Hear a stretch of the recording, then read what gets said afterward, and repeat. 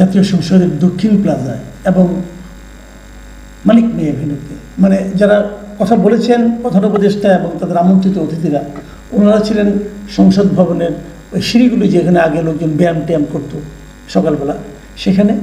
আর এই পাশে প্রাচীরের বাইরে ছিল মানিক মিয়া এভিনিউ, রাস্তায় ছিল সাধারণ মানুষ। এরকম একটা পরিবেশে আমাদের জুলাই ঘোষণাপত্র প্রকাশিত হয়েছে। এটা পড়ে শুনিয়েছেন প্রধান উপদেষ্টা নিজে। এখানে অনেকগুলি বিষয় একদম আমাদের সেই স্বাধীনতা, মানে একদম পাকিস্তান আমলের স্বাধীনতা থেকে শুরু করে কিভাবে আমরা স্বাধীনতার এই পর্যায়ে আসলাম এবং এখানে কি কি সমস্যা তৈরি হয়েছিল, কি কি বাস্তবতা তৈরি হয়েছিল, যার প্রেক্ষিতে গত জুলাই এবং আগস্ট মাসে দেশে একটা গণ আন্দোলন অপরিহার্য হয়ে উঠেছিল, তার ডিটেল বর্ণনা করা হয়েছে। কিছু কিছু ফাঁক ফোকর আছে, খুব যে গোছানো একটা ঘোষণাপত্র হয়েছে এটা আমার কাছে মনে হয় না। তারপরেও আমি এতে আমি হ্যাপি এই কারণে যে গত গণ আন্দোলনে সর্বস্তরে মানুষ কিন্তু তাতে অংশ নিয়েছিল এবং সেই অংশ নিতে গিয়ে অনেকেই সেই সময়ে প্রচলিত আইন কিন্তু ভেঙেছে। কারণ আইন না ভাঙলে তো আপনি একটা সরকারকে এভাবে সরাতে পারবেন না। সরকার সরানো তো দুটো পদ্ধতি, একটা হলো নির্বাচন, যেটা হাসিনা সরকার দিতেন ওনার মতো করে দিতেন, যেখানে অন্য কেউ নির্বাচনের মাধ্যমে তাকে সরাতে পারবে এই ব্যবস্থা উনি রাখেননি। আরেকটা ছিল গণ অভ্যুত্থান। তো গণ অভ্যুত্থান তো কোনো আইনগত পদ্ধতি নয়, কাজেই গণ অভ্যুত্থানটা হয়েছে আইনকে অমান্য করে। এই যে আইনকে অমান্য করে কাজ করা, এটা নিয়ে যাতে পরবর্তী সময়ে কাউকে আইনগত কোনো সমস্যায় পড়তে না হয়, সেই জন্যই কিন্তু জুলাই ঘোষণাপত্র। এই ঘোষণাপত্রের টোটাল ঘটনাটাকে বর্ণনা করা হয়েছে, কেমন মানে টাচ করে যাওয়া হয়েছে কেবল, যে কেন কী কারণে এই ধরনের একটা গণ অভ্যুত্থান অপরিহার্য ছিল। আমি মনে করি এটা খুব প্রয়োজন ছিল কাজটা, এবং এই সরকার সেটা করেছে। একটু দেরিতে করেছে বললাম এই কারণে যে এটা গত বছরের 31শে ডিসেম্বর, তখনও কিন্তু এনসিপি হয়নি। বৈষম্য বিরোধী ছাত্র আন্দোলনের নেতারা বলেছিল তারা একটা শহীদ মিনারে যে ঘোষণা করবে। তো সেই জায়গা থেকে যখন তারা ঘোষণাপত্র দিয়ে দেবে ঘোষণা, তখন তাদেরকে নিয়ে প্রধান উপদেষ্টার কার্যালয়ে ডাকা হলো, আলোচনা করা হলো এবং বলা হলো তোমরা একে একে কেন দেবা, সবগুলি রাজনৈতিক দল মিলে দেবে। সেই সবগুলি রাজনৈতিক দল মিলে দেওয়ার জন্য তারা বললো আমাদেরকে সময় দাও, আমরা সবার সঙ্গে আলাপ করছি।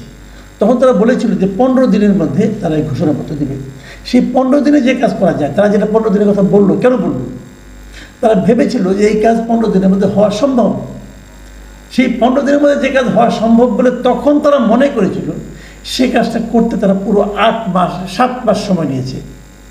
8 মাসের মাথায় এসে তারা সেটা ঘোষণা করল। এটাই স্বাভাবিক ছিল। স্বাভাবিক এই কারণে যে আমি আগেও বহুবার বলেছি, আমাদের এই সরকার খুব ধীরে চলে, মানে নন সিরিয়াস টাইপের গভর্নমেন্ট বলে আমি থেকে উল্লেখ করতাম। তো তাদের সেই নন সিরিয়াসনেসের একটা নমুনা তারা এখানে আবার স্থাপন করল। তারপরেও আমি হ্যাপি এই কারণে যে তারা তো একটা ঘোষণাপত্র শেষ পর্যন্ত দিতে পেরেছে। আজকে আবহাওয়া অতটা মানে ভালো ছিল না, বৃষ্টি ছিল, বৃষ্টির কারণে লোক সমাগমও কম হয়েছিল। আবার অনেকে জানো নাই, অনেকে সিরিয়াসলি নেনও নাই। আমরা দেখলাম যে এনসিপির 4 জন সিনিয়র নেতা তারা এই সময় কক্সবাজার চলে গিয়েছিলেন বিনোদনের জন্য। তো বোঝাই যাচ্ছে তারাও সিরিয়াসলি নেন নাই এই ঘটনা। এখানে যে প্রচুর লোক আসতে হবে এটা তারা মনে করেন না, অথচ প্রচুর লোক কিন্তু আসা উচিত ছিল। আমরা শুনেছি এখানে লোক আনার জন্য বিভিন্ন জেলার ডিসিদেরকে বলা হয়েছে, বাংলাদেশ ব্যাংক থেকে ব্যাংকগুলিকে বলা হয়েছে, এবং ট্রেন দেওয়া হয়েছিল, সরকার 8টা না কয়টা ট্রেন দিয়েছিল। তো এই সবগুলি ছিল বিপুল লোক সমাগম করার জন্য এক ধরনের প্রস্তুতি। বাট সেই প্রস্তুতি খুব একটা কার্যকর হয়েছে বলে মনে হয় নাই। হতে পারে আবহাওয়াজনিত কারণে, আবার হতে পারে সরকারের মতো যাদেরকে দায়িত্ব দেওয়া হয়েছিল তাদের মধ্যে সিরিয়াসনেসের অভাবের কারণে।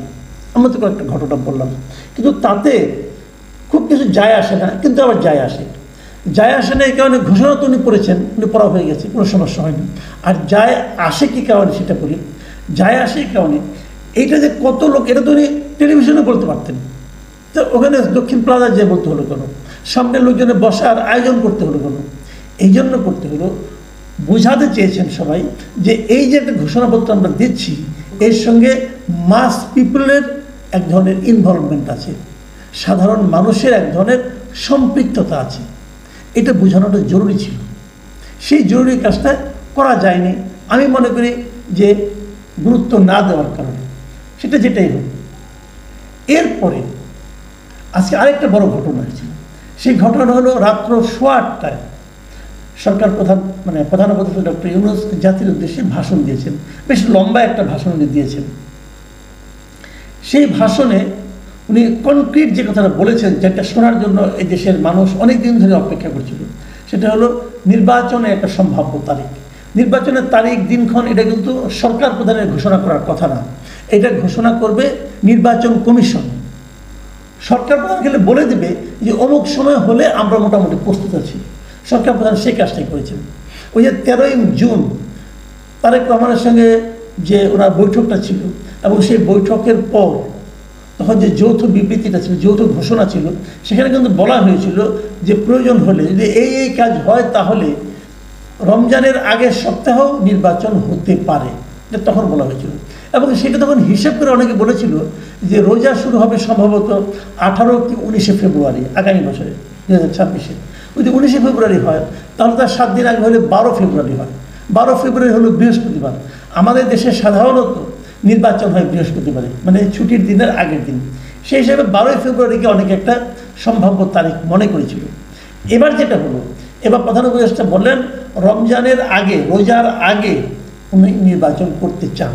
সেক্ষেত্রে 12 ফেব্রুয়ারি হতে পারে, তার চেয়েও আরও 7 দিন এগিয়ে আসতে পারে, কিন্তু সেটা ফেব্রুয়ারিতে হওয়ার সম্ভাবনা বেশি। সেক্ষেত্রে আমরা 5ই ফেব্রুয়ারি ধরতে পারি, অথবা 12 ফেব্রুয়ারি ধরতে পারি, অথবা অন্য কোনো দিন ধরতে পারি। কিন্তু একটা সম্ভাব্য ডেট পাওয়া গেলো, সম্ভাব্য সময় জানা গেলো, সেটা নির্বাচনটা হবে আগামী বছরের ফেব্রুয়ারিতে। ফেব্রুয়ারিতে হলে কী হয়, ফেব্রুয়ারি মানে আজকে থেকে ধরুন প্রায় 6 মাস, 6 মাসে একটু কম হবে আমার মনে হয়, 6 মাসই হবে। যদি আজকে থেকে 6 মাস হয় তাহলে 1 বছর এবং 6 মাস, 1 বছর হয়ে গেল, তারপর আরও 6 মাস, তারপরে 18 মাস। ওই যে মনে আছে আপনাদের যে সেনাপ্রধান বলেছিলেন যে নির্বাচনের জন্য উনি 18 মাস সময়টাকে যথেষ্ট মনে করেন। আমার কেন যেন মনে হচ্ছে সেই হিসাবটাও কি মাথায় রাখা হয়েছে কিনা আমি জানি না, কিন্তু উনি যেটা মনে করেছিলেন সরকার প্রধানও সেটাই দেখালেন যে 18 মাসই আসলে যথেষ্ট সময়। ভালো, এটা নিয়ে আর কোনো নতুন আর কোনো দ্বিধা দ্বন্দ্ব থাকলো না। আমরা সবাই ধরে নিলাম যে আগামী ফেব্রুয়ারিতে নির্বাচন হবে, এবং প্রধান উপদেষ্টা সমস্ত রাজনৈতিক দলকে বলেছেন যে সেভাবে যেন তারা প্রস্তুতি নেন। এখন নির্বাচনী লড়াইয়ের দৌড়টা শুরু হবে। আমি মনে করি এই সমস্ত দুটো ঘটনাই আমার জন্য খুব ইতিবাচক মনে হচ্ছে। আমি দুটো ঘটনার জন্যই সরকারকে ধন্যবাদ দিতে চাই। কিন্তু একটা খসখসানি রয়েই গেল, সেই জিনিসটা বলেই আলোচনাটা শেষ করব। সেই খসখসানিটা হলো যে এই নির্বাচনে আমরা যারা ভোট দিব, আমি দেব, আপনি দেবেন, অথবা প্রত্যন্ত অঞ্চলের একজন লোক দিবেন, যারা ভোট দিবেন তারা কি তাদের বেছেরা প্রার্থী হিসাবে, এমপি হিসাবে বেছে নেওয়ার জন্য তাদের কাছে কি পর্যাপ্ত বিকল্প থাকবে? ধরা যায় এদেশে অনেক লোক আছে, মানে প্রায় কোটির কাছাকাছি লোক আছে যারা জীবনে কোনোদিন নৌকা মার্কা ছাড়া অন্য কোনো মার্কায় ভোট দেয় নাই। এরকম অনেক লোক আছে। তাদের জন্য আপনারা কী ব্যবস্থা রাখলেন? এটাও কিন্তু আমি এখনও চয়ন করলাম, কিন্তু আমি নিশ্চিত যখন নির্বাচন হয়ে যাবে তখন সারা বিশ্ব এই প্রশ্নটা কিন্তু করবে। এর কি ব্যবস্থা আপনারা করবেন আমি সরকারকে অনুরোধ করব এটা নিয়ে একটু চিন্তা ভাবনা করার জন্য। প্রিয় দর্শক, এখন এই পর্যন্তই। আল্লাহ হাফিজ।